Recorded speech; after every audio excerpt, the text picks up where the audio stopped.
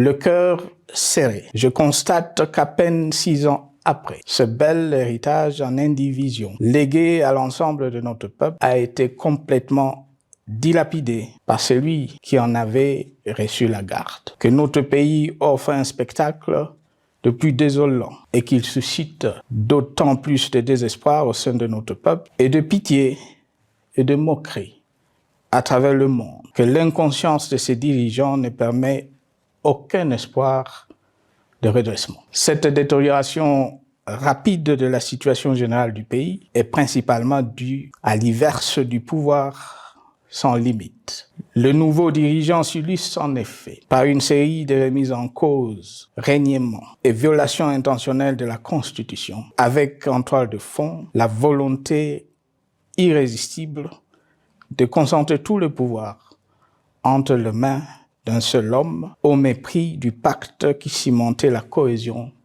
de notre peuple. Le premier acte de remise en question de ce pacte républicain, véritable socle de stabilité et de cohésion nationale, a consisté à violer délibérément la Constitution et les lois pertinentes.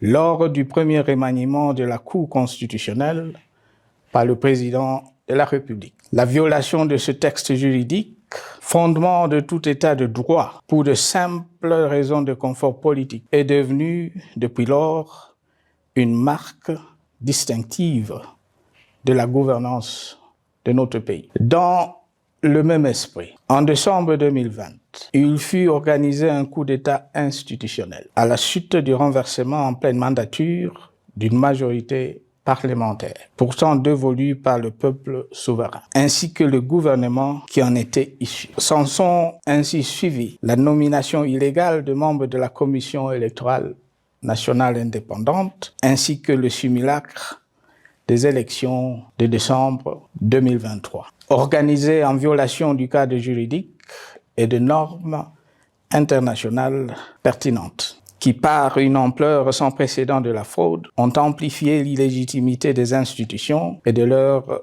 animateurs. Le coup de grâce a été donné par l'annonce du projet de changement de la Constitution, un projet dont la réalisation liquiderait totalement le consensus national de Sun City.